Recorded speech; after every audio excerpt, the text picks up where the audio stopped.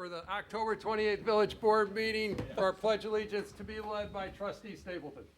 I pledge allegiance to the flag of the United States of America and to the republic for which it stands, one nation, under God, indivisible, with liberty and justice for all. Okay, roll call, please. This evening we'll be starting with Trustee Snagowski, Here. Stapleton, Here. Kittredge. Here. Kwasniewski. Here. Maher. Here. McClafferty. Here.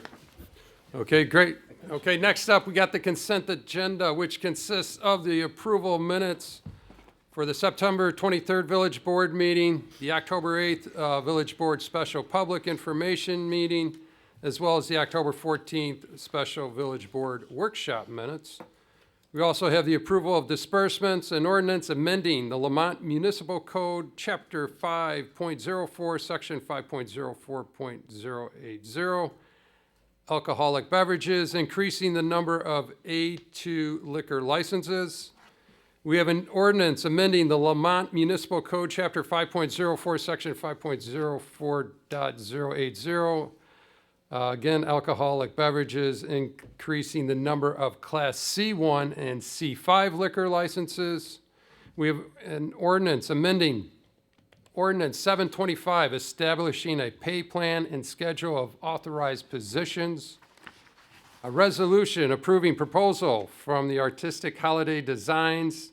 Also, a resolution approving the adoption of the 2019 update of the Cook County Multi-Jurisdictional Hazard Mitigation Plan.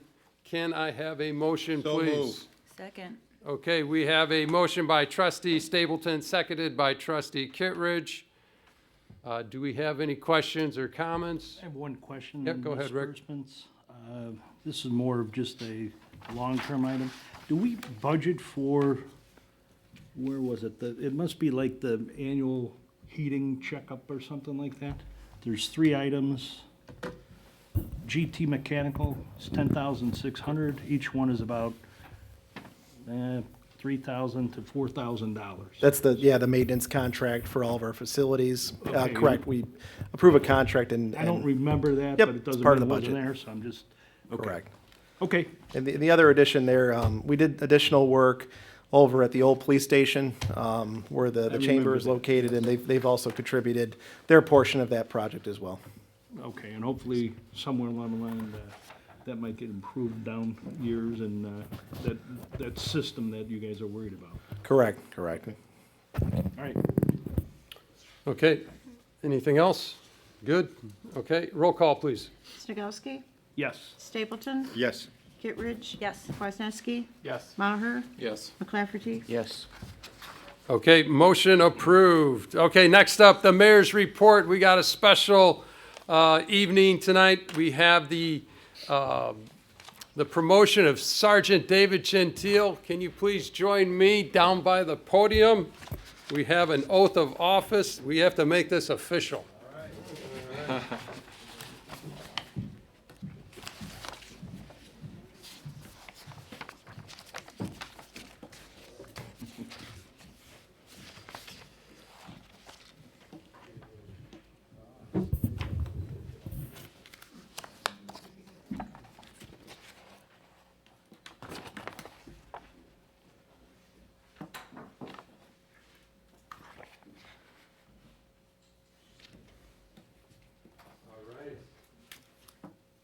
You're looking good now. Okay, please raise your right hand and repeat after me. I, David Gentile, I, David Gentile, having been appointed as police sergeant have been appointed as police sergeant in the village of Lamont, counties of Cook, Will, and DuPage, Illinois, in the village of Lamont in the counties of Cook, Will, and DuPage, Illinois. do solemnly swear that I will support Do solemnly swear that I will support the Constitution of the United States the Constitution of the United States and the Constitution of the State of Illinois, and the Constitution of the State of Illinois, and that I will faithfully discharge the duties of said office and that I will faithfully discharge the duties of said office according to the best of my ability. according to the best of my ability. Awesome, congratulations.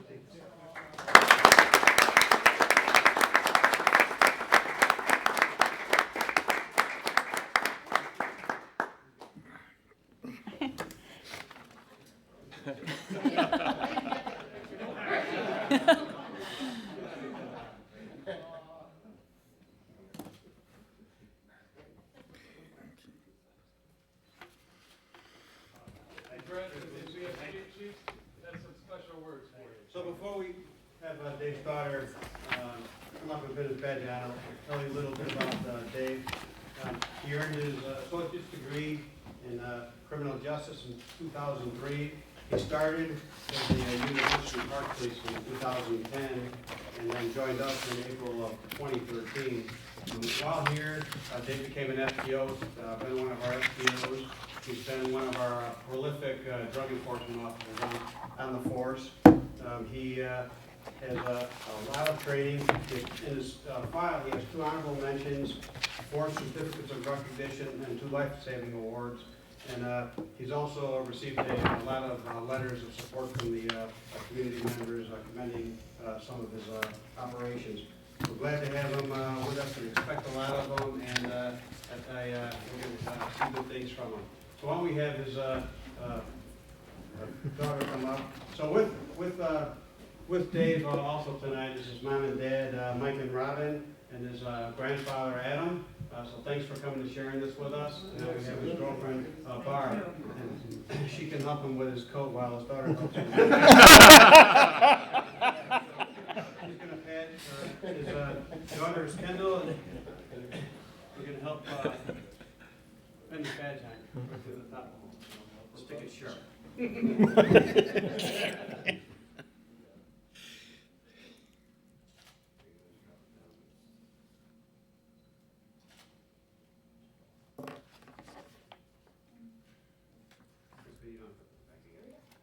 Good job, Kendall.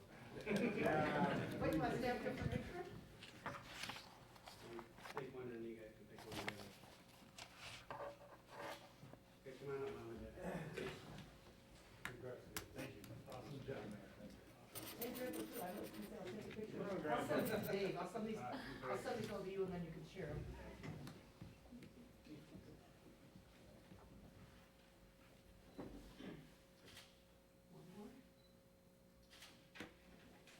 Again, let's give David a hand.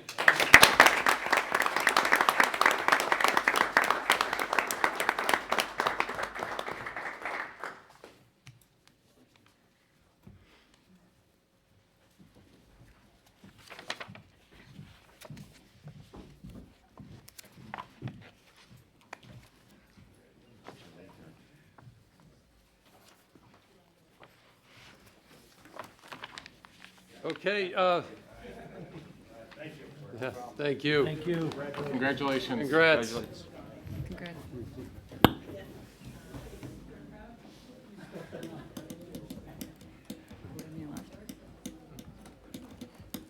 Okay, next up, our mayor's mentioned, this is what we got going on around town. Our last farmer's market, Tuesdays on Talcott, is tomorrow from 8 a.m. to 1 p.m. in the Talcott parking lot.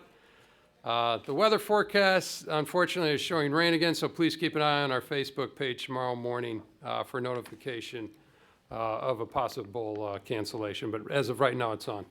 Also, Le Monster Days is wrapping up this week. The Le Monster Manor Decorating Contest judging takes place on Wednesday, October 30th. Winners will be announced on Halloween, the 31st, on the Lamont Park District social media, as well as thepatch.com. The village will also share the post as well. The village Halloween trick-or-treat hours on October 31st are from 3 p.m. to 6:30 p.m. Please keep your porch light on if you are welcoming the trick-and-treaters. The Lamont Public Library has trick-or-treat hours from 4 to 6 p.m. As well as on Halloween night. Popular book characters will be giving away treats. Also, the Heritage Corridor Business Alliance is accepting nominations for the Best of Lamont Awards for 2019.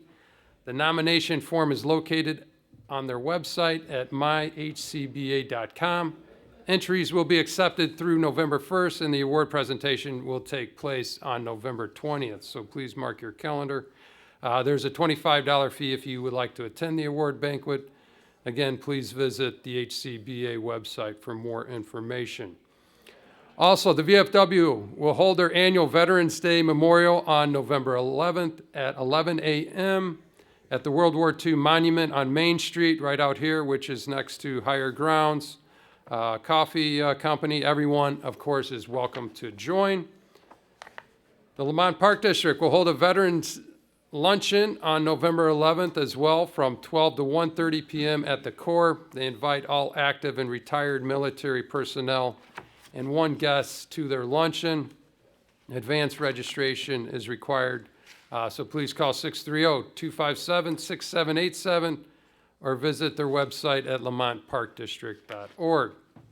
Lastly, again today, we've had another correspondence with IDOT regarding the construction project on Route 83 in Main Street. Again, they reaffirmed that it's going to be complete in November, and it's November of 2019, right, George? So they said 4 weeks. I said, are you sure 4 weeks? They told me 4 weeks. So again, we continue to have increased dialogue with them. Not only do we have this project going on, but we have future projects on both our Main Street as well as McCarthy Road. Again, we're working with Senator Curran, Minority Speaker Jim Durkin. They've been very responsive with setting up these meetings with IDOT. IDOT had 6 people on the call today. We had Durkin's office with 3 people on the call as well. So again, they're talking the talk, and they've been very responsive so far. So let's hope we can get that project complete. So with that being said, that's it for the mayor's mention. Next up is our audience participation. If anyone in the audience would like to speak, please come up to the podium. State your name, please. Anyone? Okay, go ahead.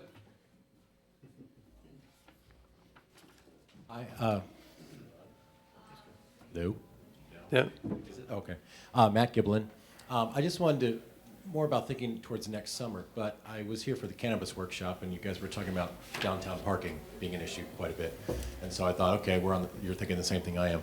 But I don't know, and I know you're thinking of what pieces of land can we, repurpose for parking and this and that. But I know our property manager has spoken with the chief, but I don't know that she conveyed exactly what her and I had spoken about maximizing the current spots available to us. Take Taste of Lamont Night as a real world example. I can see the top of the parking deck from my place, and so I thought, let's see how this goes. By 7 p.m., that's a Saturday night, last spot's taken, right? Band doesn't even go on until 8 p.m., so this isn't the tail end of the evening, this is in the thick of it. And then it's just the centipede effect. People come in, people coming out, nobody can find a spot, right? But then I thought, let me walk down and see how many people are parked that live in the lofts and aren't, okay? So out of 82 loft reserved spots, 55 were vacant.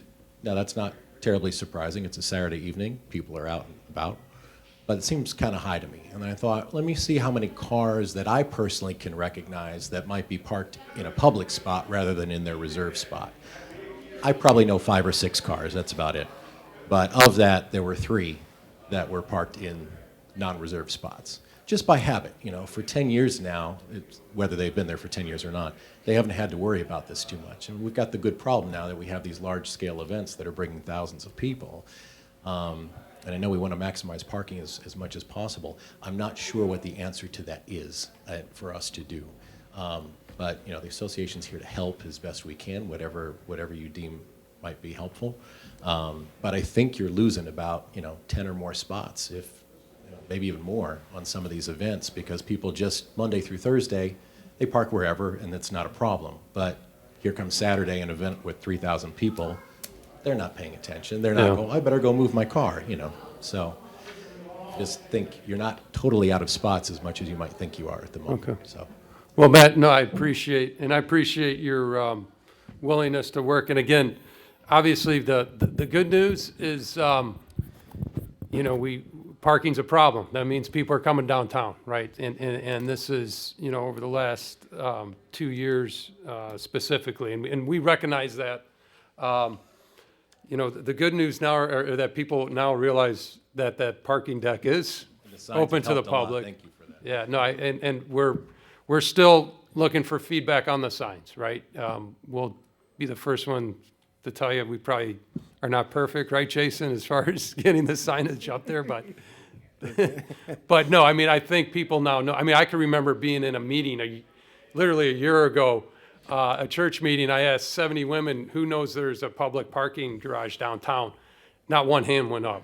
And they're like, what? That's for the public? You know, so I think the word's getting out there. There are, how many parking spots in that? Isn't it a total of 240, 260 with handicap? So there's a lot of parking in there.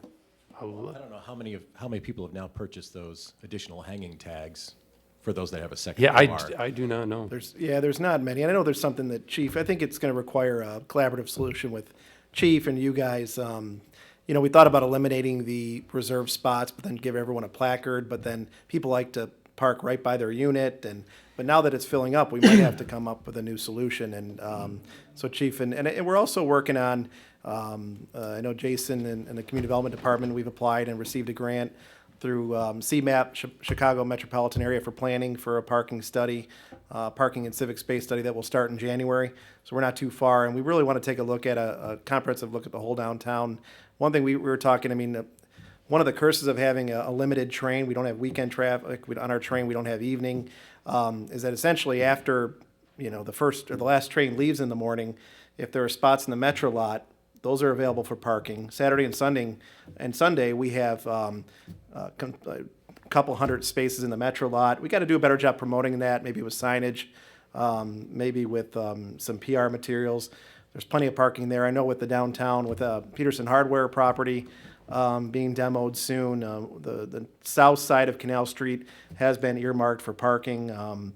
You know, at least in the short term when the development process is moving forward. But I think we got on the loft specific, Chief, you want to get involved with the HOA, I know you already have, but. So, yeah, and I met with them specifically about this issue about 2 years ago, and with the property manager as well, and they weren't very receptive to looking at solutions, but if there's new leadership, Yeah. and they invite me back, I think that we have some ideas that we could raise. No, Matt, but we appreciate it, and we continue as a village to, you know, look for additional parking real estate.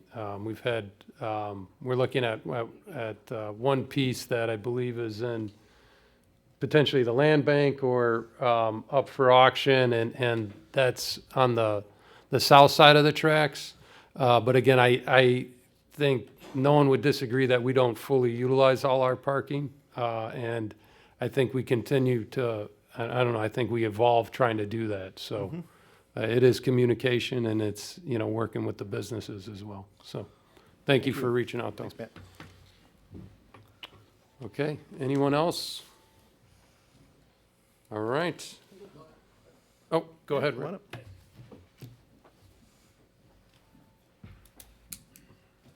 Rick Lightheart, 6th Street, Lamont.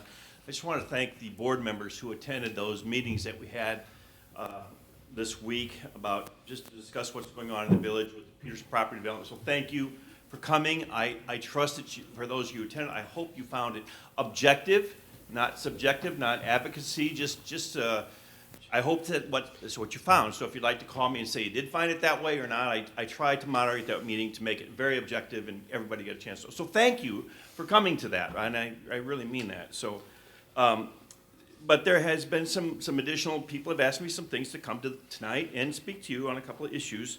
One is I'd like to say thank you too for letting me sit in on that meeting a couple weeks ago where you had the consultant. I mean, I had no idea. What I learned was fantastic, and so it was just great. But I want to make a point. When the consultant asked every board member why you serve or why you work for the village, whether employee, there was only one board member who even said to represent the people. Only one board member said to represent. Everybody else said things like, well, to do the right thing, to make the town better, to add value, to make make things better and leave things better than when I left, which was fine, but there was only one who said, I come here to represent the people. And so I just want to bring that to your attention, because I believe in this country, you're here to represent the people, not to have a positive impact on when I leave and all that kind of stuff. So I was personally disappointed that there was only one board member who even brought that up. Just a point. I understand that now I'm beginning to learn how the committees and the commissions work. I wasn't aware of that. And so a lot of people at that meeting, they weren't aware of that either. They didn't know how the committees and the commissions work and the appointment and the mayor appoints, and they didn't understand that. And I know, George, you and I and Mayor have talked about, we need to educate the people, because I can appreciate the frustration of village leadership and all government leaderships, because the people really don't know how this stuff works. And I learned that when the village gets calls for fire issues, or you get calls for park district, or the different things. So, I don't know, George, well, I'm trying, okay? The other thing I've been asked to talk about is these variances for the downtown area for this potentially 5-story, 3-story, and we know nothing's been planned yet because there's no official application that has been made yet. But a lot of people are wondering not only what has happened, how did this happen?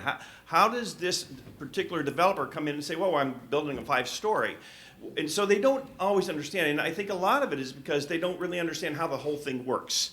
And so you might want to consider that, explaining how this stuff works. And people said, well, Rick, no matter if the Planning and Zoning Committee votes no or they vote yes, the village is in control.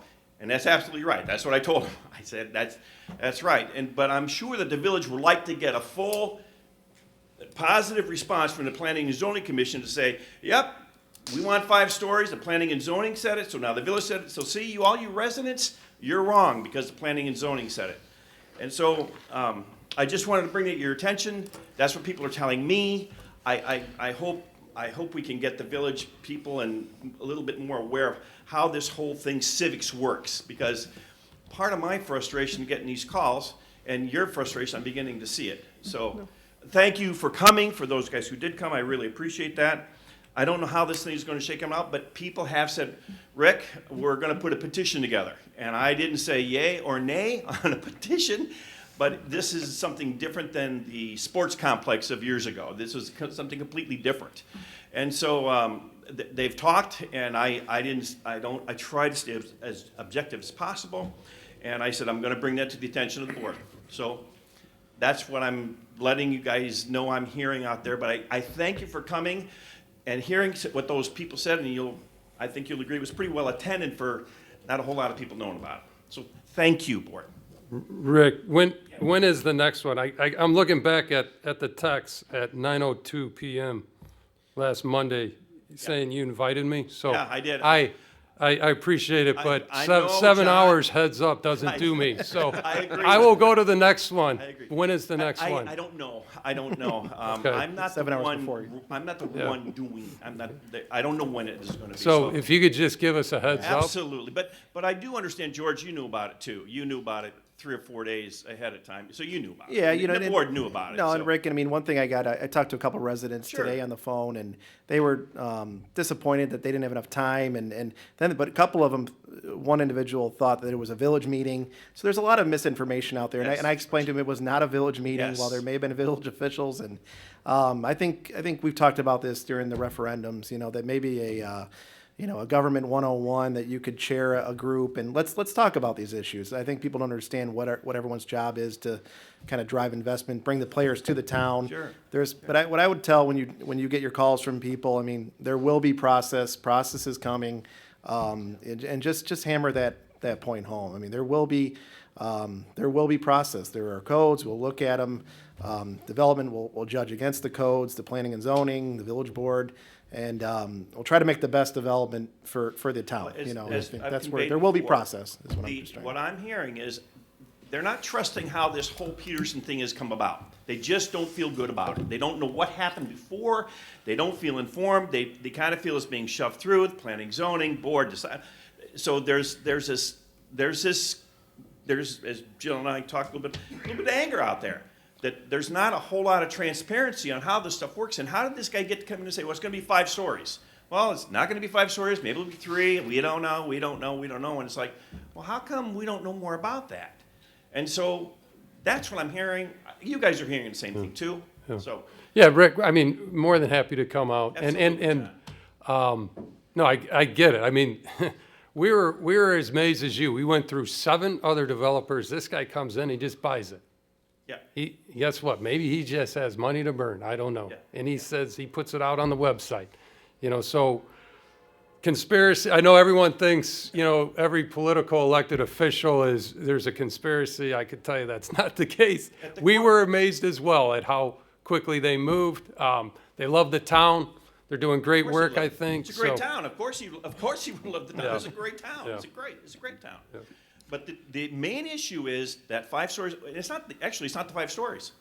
It's don't ruin that. Don't ruin that. Don't ruin the 5. Actually, nobody's. They like the developer. They like his buildings. They like what he does. But they just don't want that messed with. And you guys know that. I Yeah, don't have to come here and beat that horse every time, right? But that's what I'm hearing over and over. And I told them, don't do the petition thing. Just let everybody work. Just give us a heads up on the date and we'll. Getting petitions are hard. I know what that's like, and so do you guys. That's a hard thing to do. Yeah. So, all right, thank you very Thanks, much. Rick. Appreciate it. Okay. Anyone else? Audience participation? Okay. All right. Moving on. Clerk's report. Thank you. The first ordinance, if passed this evening, would be ordinance O-80-19. And this is authorizing the issuance of not to exceed $5,250,000 general obligation refunding bonds. That's for the waterworks and sewerage alternate revenue source. Series 2019A, not to exceed $3,600,000 taxable general obligation refunding bonds, alternate revenue source, Series 2019B, and not to exceed $5,200,000 in the general obligation bonds. That's for the waterworks and sewerage alternate revenue source. The Series 2019C, the Village of Lamont, Cook, DuPage, and Will Counties, Illinois, providing such details of bonds for the applicable alternate revenue sources and the levy of direct annual taxes as applicable, sufficient to pay the principal of and the interest on such bonds and related matters. Okay. All right. Need a motion, please. So moved. Second. Okay, we have a motion by trustee McClafferty, seconded by trustee Snagowski. Let me just, go ahead, Joe. thank you, Mr. Mayor. Just want to give a brief introduction. I'll turn it over to Bob Vale here in a second from Bernardi, who does all of our underwriting and helps us out with the bonds. And thank you, Madam Clerk. That's the longest title you'll ever have, I think, in 30-some years of your career. Right. But it's important. Every word matters, right? So we had that all checked out. But no, just want to give a brief overview. The village, from time to time, throughout the year, we're keeping an eye on the market to look at interest rates to see if there's any opportunities for refinancing our existing debt, to take advantage of savings. And as the interest rates might be going down throughout the years, or up or down, it has to make sense within our policy. So this is a time where these refinancing opportunities, similar to refinancing the mortgage on your house, it makes sense for us to move forward. And then there's also one issuance of a new debt issuance in our water and sewer fund, which I'll go over through briefly. The majority of our debt on our schedule is tax exempt, but there are 2 taxable issues that we have on our books right now, and 2 of them are up for. It makes sense per our policy to refinance. The 2010A Build America bond; those were water and sewer improvements issued back in 2010. The net interest rate 4.85, and we're looking at 2.25. And Bob might have some updated numbers here in a second. The other issuance was a 2012B Gateway TIF bond. Those bonds were issued to purchase property out at 83 in Maine, and some minor savings on that issue, and also provide the village more flexibility in paying those bonds back as we move forward with the sale of that property. Total savings about $620,000. I know the numbers fluctuate a little bit, Bob, and he'll go through that a little bit. So total present savings of about $620 for the refinancing issues. Before we kind of get into the numbers, the new debt issuance, the majority of our debt is in our water and sewer fund. We treat it like a business. Water and sewer improvements are necessary to enhance to our business, whether it be capital. The dollar figures typically are more than what we can save per year. So we leverage our current revenues to issue debt. And as the town continues to grow, there's a need for storage and also supply in the future. We did a study through HR Green, if you recall, a couple of years ago where we looked at storage needs. We are deficient currently, and we're continuing to grow. We're at about 1 day storage. Typically, we'd like to be at about 3 days. So this $5 million issuance would go towards a new water tower, land purchase, water, storage to get us to that 3 day storage requirement. Within the next couple years, based on our population growth, we will need supply as well, which could be an additional well, maybe another access point to Lake Michigan or other sources. So within the next 2 or 3 years, we peg another $2.5 million needed. So taking advantage of the interest rates now to issue it all here today, along with our refinancing opportunities. We issue this debt, and the majority of our debt, in fact, all of our debt, as general obligation alternate revenue debt bonds. What that means is that we have well, it is backed by the full faith and credit of the village. We have an alternate source, and in this case, water and sewer revenues to pay the debt so that doesn't show up on the tax bill. So all of our debt, in order to receive the best interest rate possible, is issued this way. But again, we've never had an issue with coverage, and we've checked those numbers out again, where our water and sewer revenues will be adequate over and above to pay off this debt service. Before I turn it over to Bob, I just wanted to thank Bob and the finance team.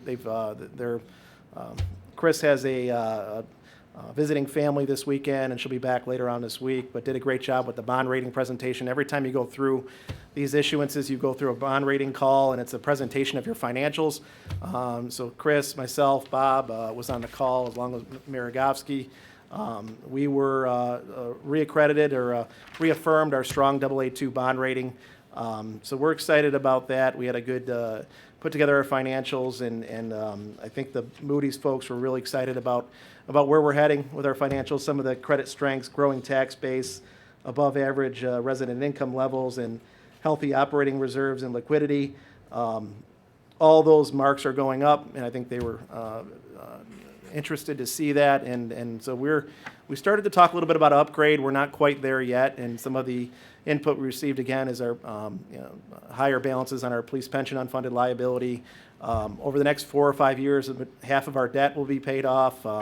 If we can continue to increase our contributions to police pension, maybe we could look at an upgrade in the future. But overall, I mean, for a town our size, non-home rule, was really a good credit rating. So all that kind of ties into Bob's updated numbers, and I don't know if you want to jump in or just have Bob go through, Mayor?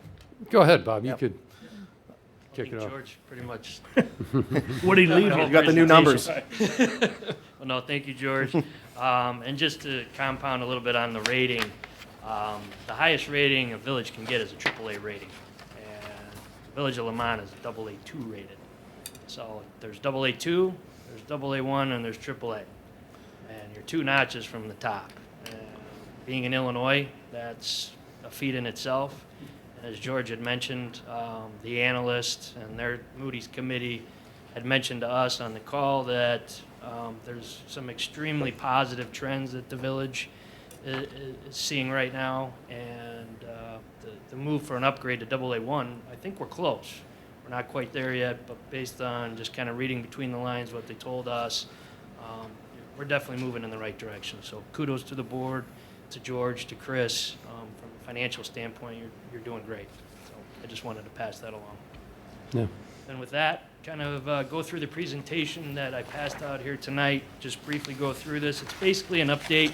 Real quick, Bob, on the AA2 to AA1, again, Yeah. why don't you share the backdrop they gave us, why they would not upgrade us? Yeah. Because we've been talking about the pension, Basically, really the only issue that Moody's saw, and this is not uncommon in Illinois, was the pension funding. So the village has a strong pension funding level of 70% or just over 70%, and is tackling that year by year, putting in a little bit more than the required contribution, which Moody's likes to see. But still, that is a big liability. And when they do their calculations, you know, from a pension unfunded liability standpoint, that's just really basically where we're not at the AA1 level yet. But besides that, almost every other metric and every other positive trend, we're almost in that AA1 category. So really, it just comes down to pension funding. That's not uncommon in Illinois. But they like seeing how the village is contributing more each and every year to attack that problem. A lot of that is out of your control. A lot of it depends on how the market performs each year and how the pension fund performs. But from that standpoint, that was kind of the big hurdle on why we didn't quite get to AA1. So you know where it needs to be, our pension liability to get to AA1? Well, from that metric, I mean, they treat the village's debt and they treat pension funding the same. Pension, you know, unfunded liability is debt, basically, in Moody's eyes. So from that standpoint, I think we're, you know, if we were within the 80% funded ratio and still attacking that over 100% annually, that probably would have got us close, if not there. I can't say for sure because I don't sit in the Moody's committee. Right. But I think we're close, we're just not quite there. And I think just to jump on that a little bit, they were less concerned about the percentage number versus they want to see a flattening or a decreasing of that unfunded liability. So even though we're contributing more every year, the total number of unfunded liability continues to go up, albeit nominally, I guess you could call, but they want to see it to be flat or decreasing. And they said if we can get that number to flatten out, maybe even decrease, then that's where they kind of said potentially, that's where they'd like to see it, which probably equates to that 80% mark. And why is AA1, I mean, what, AA1 versus AA2, what's the benefit of that? Yeah, I crunched the numbers just quickly based on what I'm showing tonight, which is AA2, which is what the village is currently at. And if the village was AA1, we'd probably be about 8 to 9 basis points better. So if we skip ahead maybe to, well, as I go through this, I'll tell you, because I made notes here on if the village was AA1, what would these numbers look like? Got it. We'll just go through that when we go through each schedule. So pages 1 and 2, these are where interest rate trends have been from a nationwide standpoint. So this is a AA rated community nationwide where that bond yield has been for a 20-year bond issue going back 10 years. So page 1 is basically a 10-year recap of where rates have been. Going back to October of 2009 to where we're at today, which is the far right-hand side. And you'll see really since about the beginning of this year, interest rates have just they've kept falling. Kind of fallen off the table here really since about June. And there's been a little bit of a flattening here about the first of the month. It's kind of held steady. But you'll see there's a little box that shows the low point on this graph, October 3rd, 2019. Over that 10-year period, that was the lowest point of where interest rates were. So basically 2 weeks ago, 3 weeks ago. So from that standpoint, rates are extremely low. I'm just compounding that. Page 2 is that same graph. I went back to 1979. Same graph. Still, October 3rd, 2019 was the low point of those interest rates. So we're at the bottom, so to speak, in regards to rates. Now, looking at, not every issue is a 20-year bond issue. If we turn to page 3, this shows a 3-month bond issue all the way out to 30 years. That lower blue line is where we're at today. So basically, what the yield would be every year going out 30 years. That dark line is just where we were last year. So just basically showing how that yield curve has dropped so dramatically in the last year. At some points, 150 basis points within 1 year. So that just gives you an idea, 1 year basically out to 30 years, what rates are. Getting into the actual numbers, starting on page 4. Excuse me. The first box is a current amortization of the first refinancing we're looking at. So on page 4, that first box, principal interest, that net rate is 4.85%. These are the Build America bonds. This is the one taxable issue George had mentioned. Looking at refunding that with tax-exempt debt, we can knock that rate down to about 2.24%. So by not extending the term, basically just refinancing it like we would a mortgage, we're saving approximately $677,000 from a net savings standpoint to the village. So just over $60,000 per year by refining that with those low rates today compared to where they were in 2010. You went for, I got the same problem. Yeah. From taxable to non-taxable, did I hear you say? Yes. Okay, is that reflected in this rate Yes. also? So the Okay, so taxable. not only is it the difference in the percentage of interest rate, it also includes the difference between taxable and non-taxable? Basic, So it's a net change? yes. Okay, thanks. Because in 2010, the bonds were Build America bonds. Yes, no, I understand That we got to rebate. why, and I'm we're just, taking that out. I just want to know if that number reflects them being non-taxable now also. Oh, yes. So it's a net number? Yep. Okay, Net, very good, yep. thanks. And then where we were looking in August, we were saving about $640,000 on the issue when I was here back August 19th. And then if we were able to qualify for the AA1 rating, what that difference would have been, that rate would have been about 2.15%. That savings would have been about $710,000. So if we were in the AA1 category, just to give you an illustration of what that difference would be. So 40,000 on principal of 4.4 million. Yep. So it's almost like 0.1%. If you applied that across our entire 30-plus million, you'd be looking at, what would that be, 300,000? 300,000, yeah. Yeah, in total for the, got it. Page 5, this is the other refinancing, and this one, as you may recall, this is for the Gateway TIF. These are taxable, we're keeping these taxable, so we're not changing these to tax exempt because the purpose was a taxable purpose. Set up the same way, current amortization on the 2012 bonds, refinancing them today, not changing the term. We're saving about $90,000 by refinancing. That taxable rate's about 2.7%. The other important part of this is we're now including the main Archer TIF as a revenue source as well. So that's why not only the refinancing, but now we're having additional pledged revenue stream to pay back the debt. When I was here August 19th, that savings was about $73,000. And if we were in the AA1 category, that savings would be about $101,000, or about 2.6%. So saving about 10 basis points on the rate. Then the last issue, a new project issue for water and sewer projects, that's shown on page 6. You'll see today we're netting out approximately $4,838,000. Why you asked the weird number.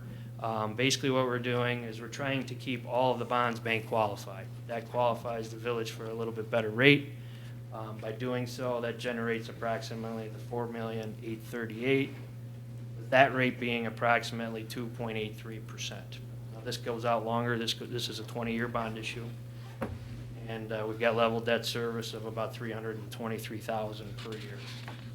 Back in August, that rate was about 2.89%. And then if we would have qualified for AA1, that rate would have been about 2.77%. The difference in the total cost between the two, between AA1 and AA2, is about $40,000.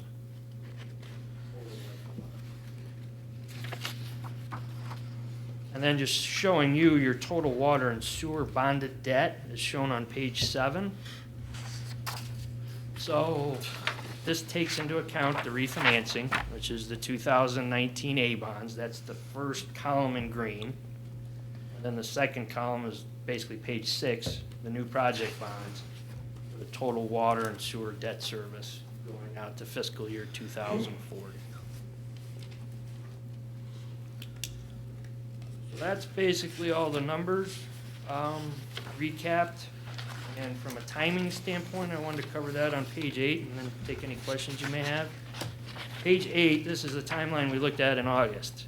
We're basically at the finish line here. We've got the bond ordinance up for adoption tonight, which lays out all the security and terms for the bonds. And we are planning to be in the market and pricing the bonds tomorrow. We've actually already had some conversations today with potential investors, and we're looking to lock in the rates tomorrow. So the numbers you have in front of you now are preliminary. They're probably going to be pretty close to where we end up.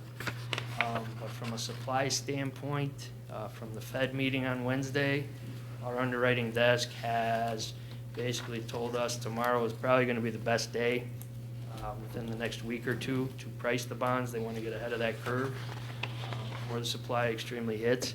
And they've basically told us tomorrow is going to be probably the best day of what they can predict, at least out in the future.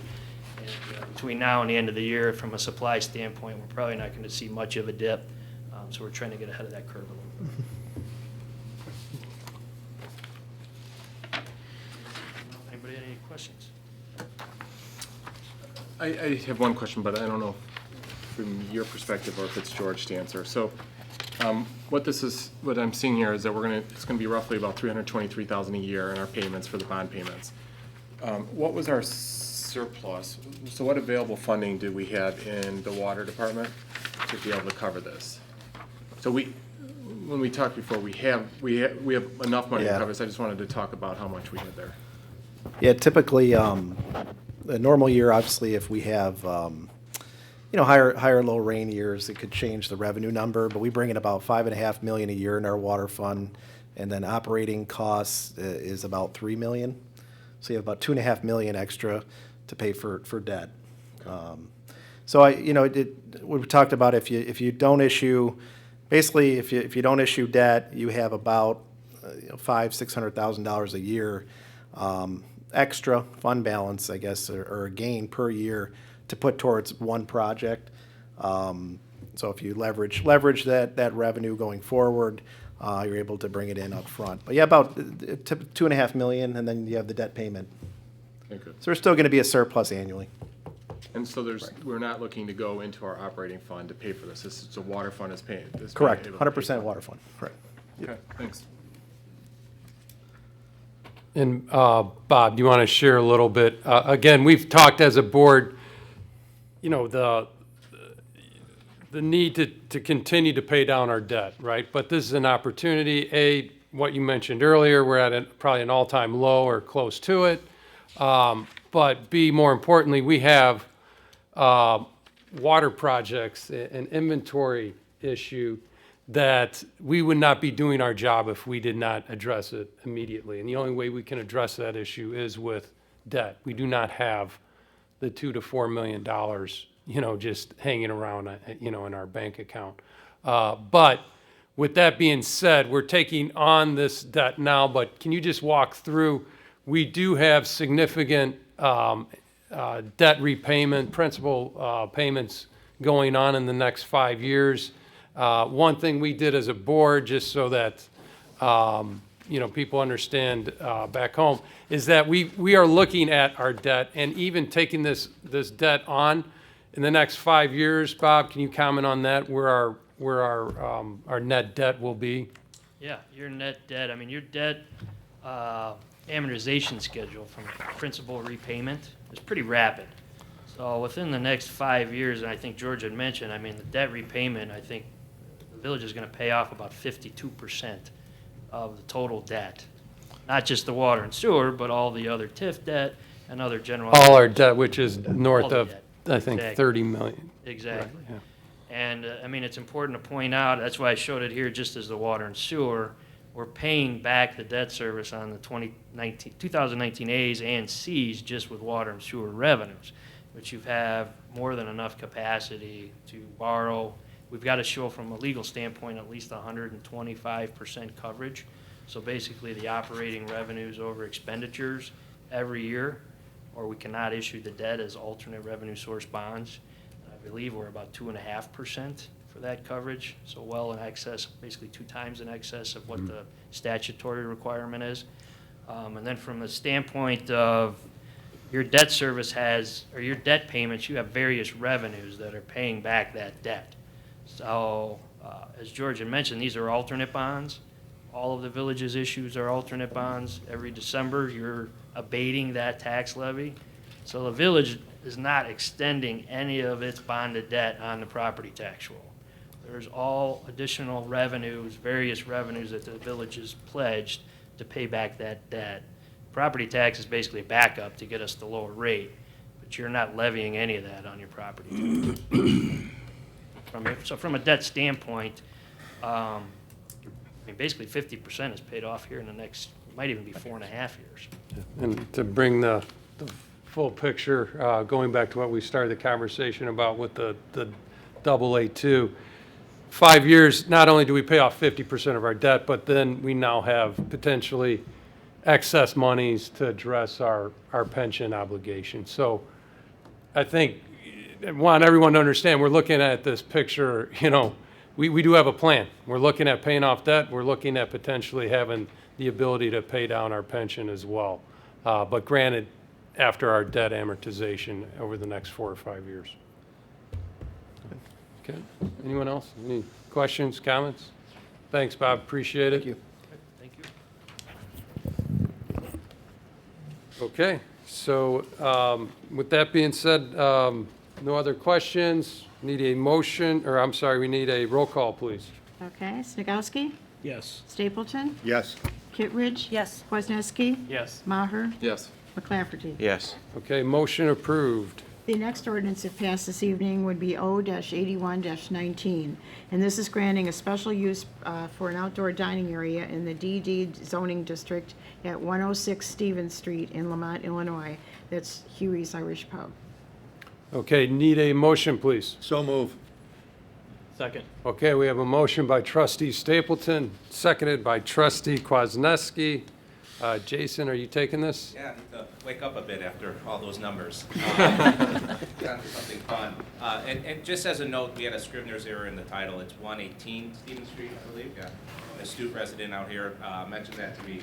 So this was heard by the Planning and Zoning Commission.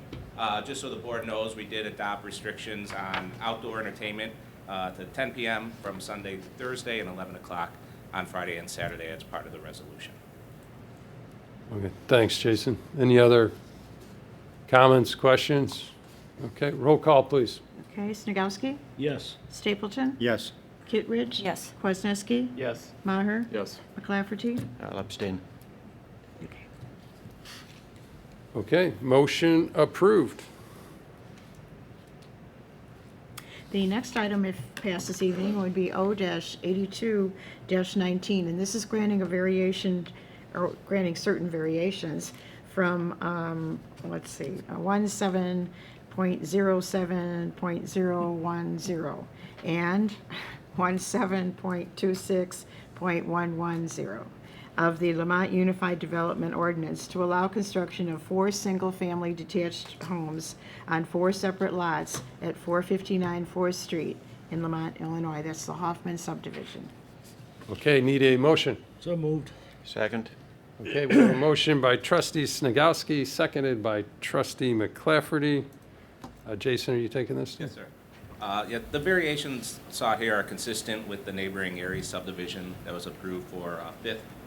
And there was some discussion at Committee of the Whole about escrow and sidewalks, just to confirm the ordinance requires that 4th Street sidewalks go in at time of permit, but sidewalks on 5th Street at time of permit could be escrowed if there's no sidewalks available. Thanks, Jason. Any other questions, comments? Yeah, I just want to clarify one thing on this one. Jason, even though we're splitting 4 lots, it's not 4 lots on 4th Street, right? Correct. No, 2 on 4th, 2 on 5th. Okay, thank you. Okay, all right. Roll call, please. Snagowski, Yes. Stapleton, Yes. Kittredge. Yes. Kwasniewski, Yes. Maher, Yes. McClafferty. Yes. Okay, motion approved. The next item, if passed this evening, would be a resolution, R-92-19. And this is approving a final plat of subdivision for the property at 459 4th Street. Need a motion. So moved. Second?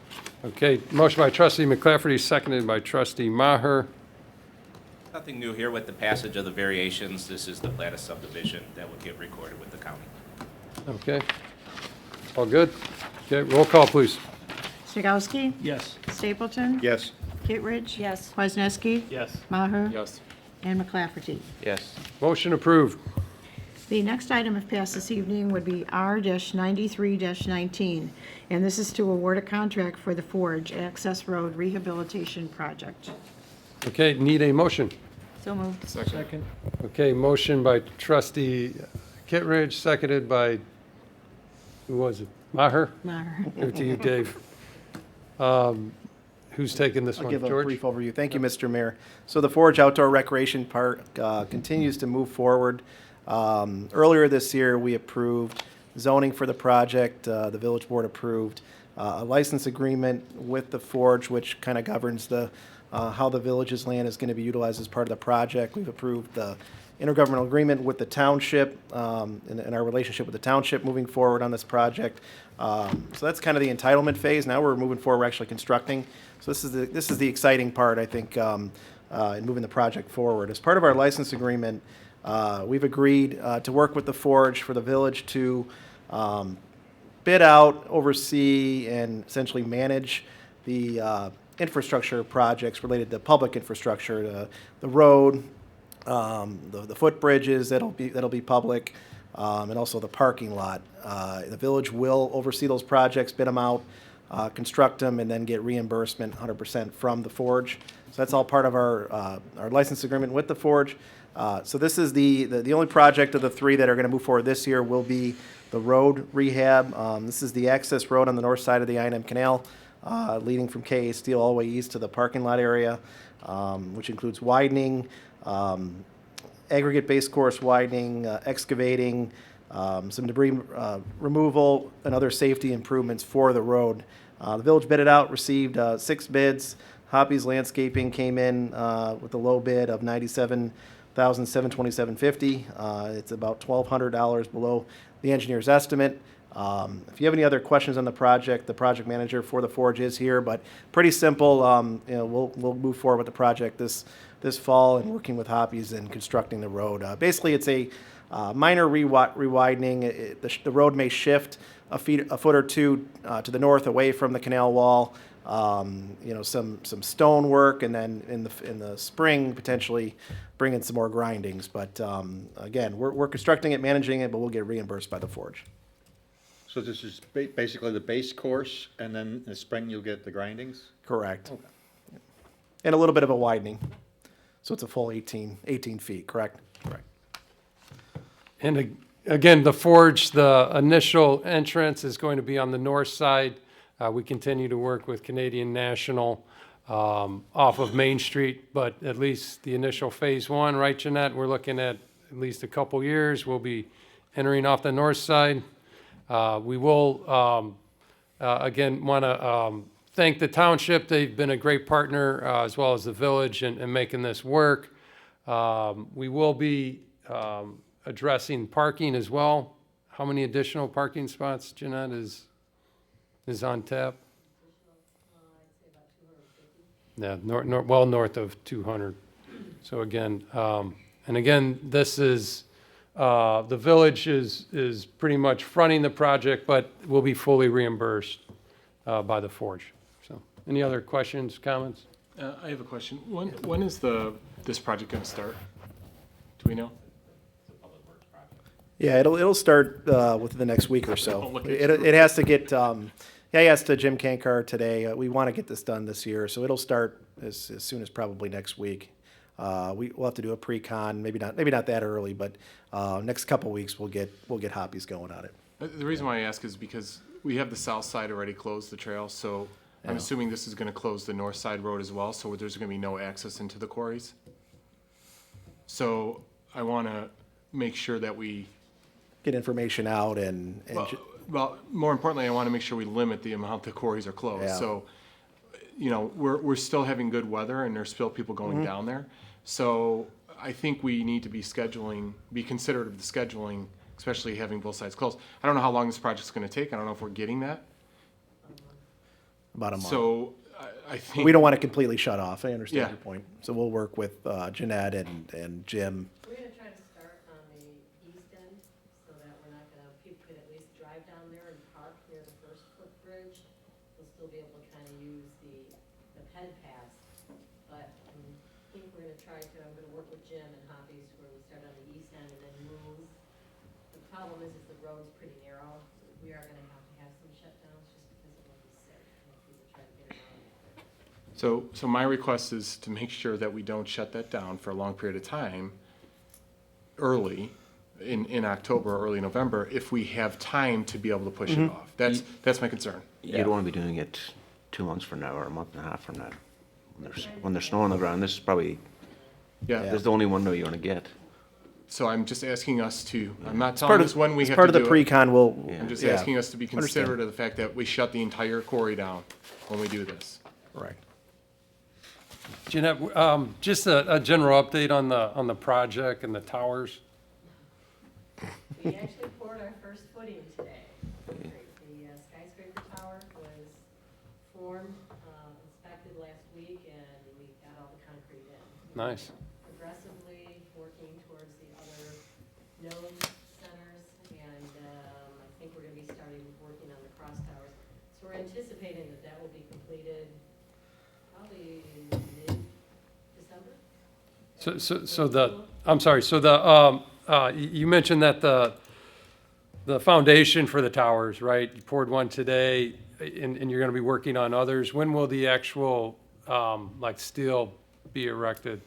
We're hoping to have steel delivery, about mid-November and starting the erection process from there. Okay, great. Yeah, we keep getting questions, and they're like, well, can they do it during the winter time? I go, yeah. Yeah. Okay. All right. Well, thanks. Okay. Any other questions, comments? Okay, roll call, please. Snagowski, Yes. Stapleton, Yes. Kittredge, Yes. Kwasniewski, Yes. Maher, Yes. McClafferty. Yes. Okay, motion approved. That's all I have this All evening. right, thank you, Shirley. Okay, next up, anything from our village attorney? Okay, great. George? Thank you, Mr. Mayor. I do have a couple updates. I just wanted to follow up on the IDOT conversation. And the mayor mentioned that we had a good conference call today with reps from IDOT, about 5 or 6 of them, and then also the chief of staff for Leader Durkin's office. Certainly understand they have a lot going on, the capital bill. There's a lot of projects in the pipeline. They're No, gonna be- there's not. I'm giving my soft They're answer. supposed to. No, but I thought a couple of things. He mentioned 83 in Maine that they've promised by the end of November, even the asphalt. So we'll see how that goes going forward. We'll keep on them. These are the village. These are not the village's projects. We are being updated, but we are not in control of them. But we'll continue to work with IDOT. McCarthy Road is an interesting one. We've been working on McCarthy Road for the last 2 years, probably close to 3 years now. The state was going to come in and do a simple grind and overlay on McCarthy Road from Walker all the way to town, all the way to Stephen. The village, we stepped up and said, well, we'll secure funding to make that a little bit of a better project, to add some bike lanes, which adds about 3 feet more of asphalt on each side and consistent with our active transportation plan, really make a good project out of it, even slow traffic down a little bit. So we got involved in the project and secured funding through Southwest Conference of Mayors, which is federal funding. When you secure federal funding for that portion of the project, an engineering agreement has to be approved.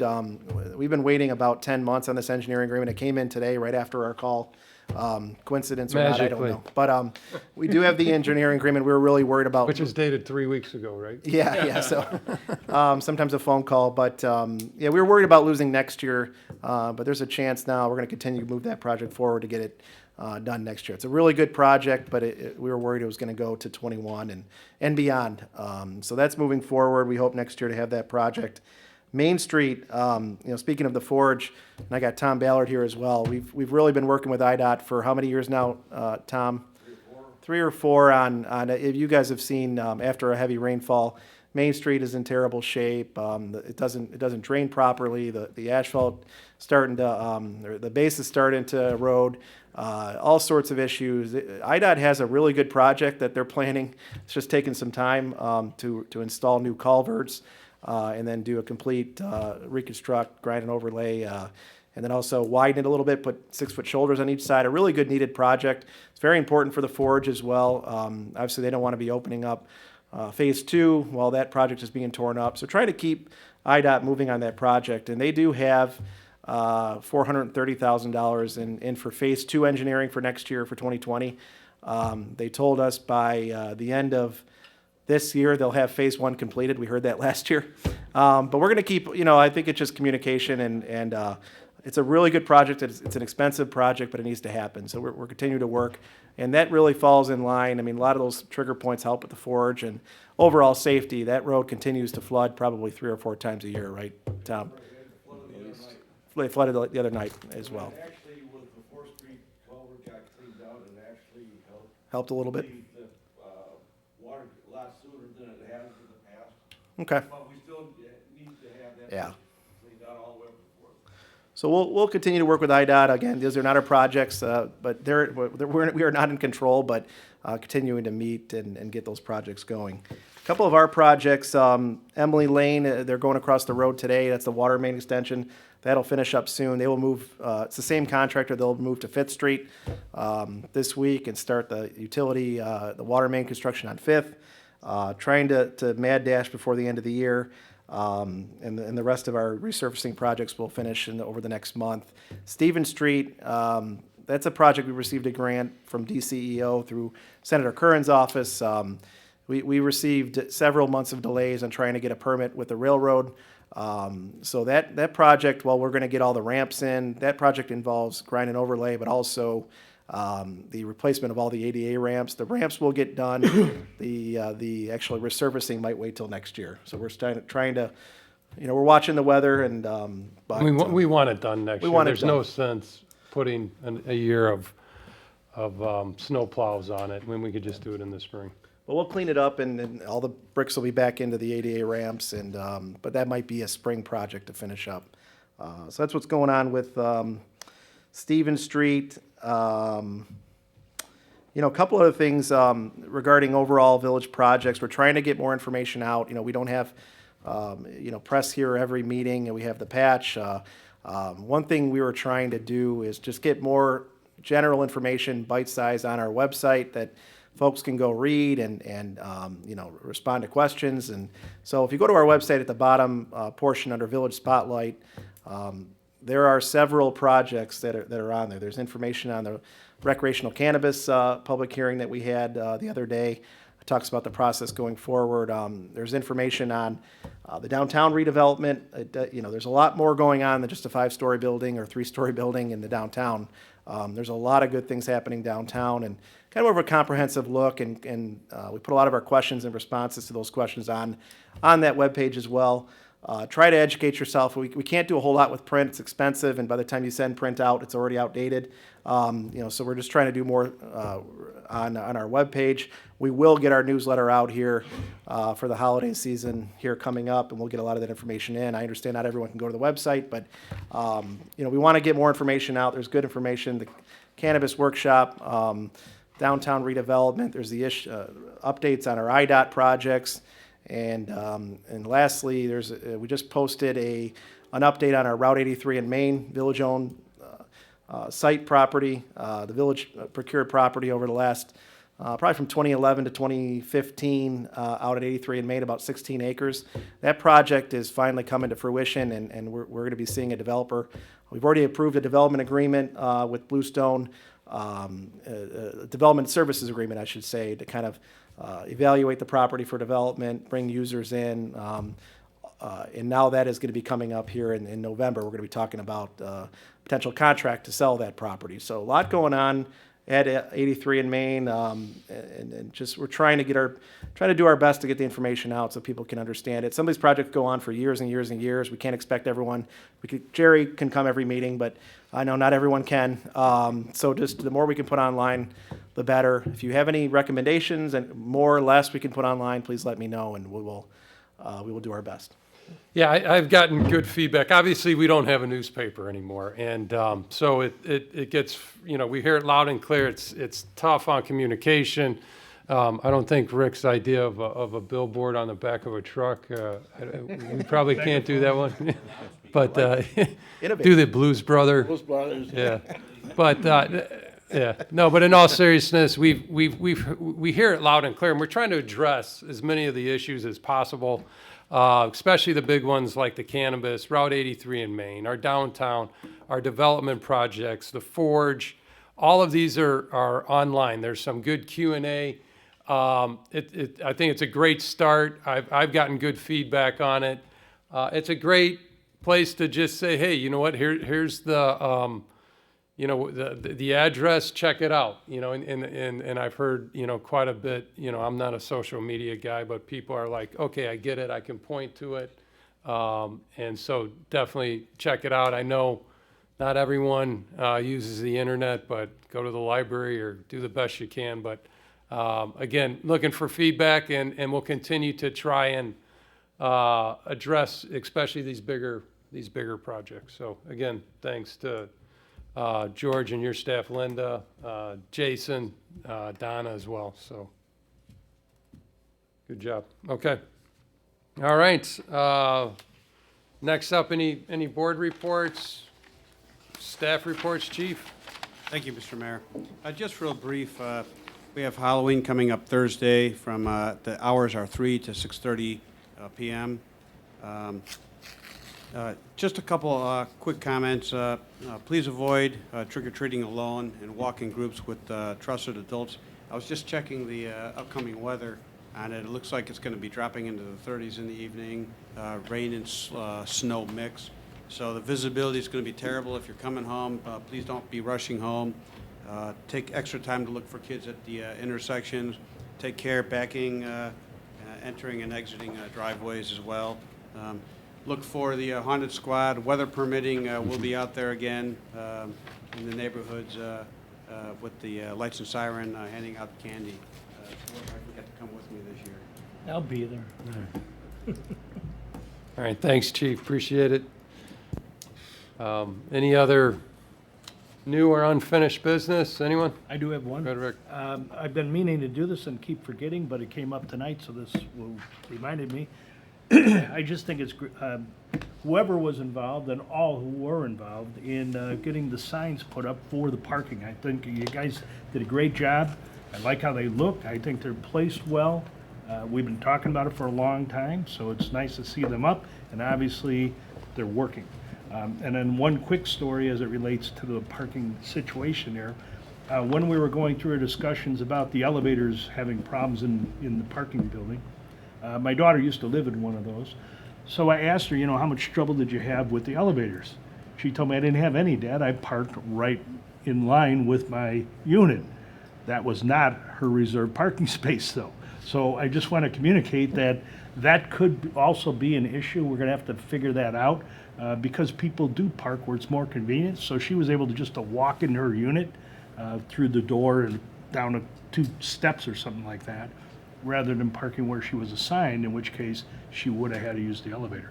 So I didn't get the answer I was looking for there or any more information, but it did come into play tonight. Awesome. Okay. And again, we have the funding. Has that project begun, George, on the elevators? Do we know? We approved that. Well, it's in the works, but yeah, it was. Yeah, okay, got it. So again, we're addressing the elevator in the lofts as well. All right, with that being said, we are going to go into executive session. I need a motion to go into executive session to discuss under Chapter 5 ILCS of the Open Meetings Act 120. I got that right? We don't have enough. We do not? Nope. Okay, all right, so. Keep it short on you guys today. Oh, it struck? I was gonna say, you Struck? trying to add time to this meeting, John? Okay. Extend it a little Okay. here. Keep talking if you want, I don't mind. I thought we had, okay, got it, all right. Well, that's better yet then, all right. Need a motion to end our meeting? Or, One thing, on the information, I was on the website for the next meeting, and usually they have the packet, like on your liquor licenses and that, who it's for and all that. There's nothing on the webpage tonight, just the agenda. So okay. no information there to tell me who's getting the license, why you're getting the license. Yeah. Let me, and all that kind of stuff, or any other. It came through on our. yeah, so there's, so what we're doing is, again, is trying to get more information out what we were finding and talking to people about, whether or not they get do they understand there's a board meeting and, do they know what's on the agenda? Is one comment I've received is that some of our packets are so large that someone might be interested in our meeting, and so they'll click on it, it'll take forever to load, and they'll just say, oh, forget about it. So we kind of have two links set up, one agenda only and one packet. So that, you might be looking at the wrong one, but let me double check for you. This is something that will change here in the new year. We've invested in a new program that'll make viewing our agendas and minutes a lot easier come January 1st, called Granicus, and everything will be on one portal. It'll be a lot easier to see. But yeah, that's one feedback we received, is that our files are so large that it takes forever to load them up, and then people kind of lose interest. So if you just, and we're doing a little bit more, some of the other meetings too, planning and zoning, some of the other commissions, how do we get information out where people can look at it very quickly? What's on the agenda? Oh, it doesn't interest me. Who cares? Does interest me, I'll show up, rather than having to load up an entire packet. So just trying to find new ways to engage our residents. Let me double check though for you. Yeah. Sorry, do we have anything printed in any of the, like the police department or the library or anywhere else that has like a village, view kind of thing for the month? People don't have internet access or not, choose not to have internet access? I don't know, I'm just curious. You mean, Like a, not the newsletter, but I mean like a, Calendar? sort of, I mean, is there something printed or printable that can be maybe provided in some of the public? Yeah, it's a good idea. I think we can do that. We do 2 newsletters a year, but we used to do 4. But maybe we could do like a monthly flyer of some sort. Yeah, we can do that. Maybe at the police department and village hall. Yep, that's a good suggestion. Jerry, just so you know, the liquor licenses, one is for like a martini bar downtown, and the other one is Pete's Fresh. So they're saying, I'm not quoting them, but they told me mid-December opening before Christmas. So we're keep our fingers crossed. So they're going to be moving pretty quick. They're going to start stocking tomorrow. So looking forward to that. So with that being said, need a motion to adjourn, please. So moved. Okay, motion by trustee Snagowski, seconded by trustee Kittredge. All in favor say aye. Aye. Any opposed say nay. We are done for this evening. Thank you.